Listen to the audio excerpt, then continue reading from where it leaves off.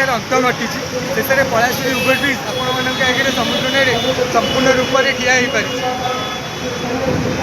आज्ञा हाँ आज्ञा एक्चुअली ये पलाशुनी ओवरब्रिज जोटा कि आपण मानक पलाशुनी गाँव दुई पार्श्व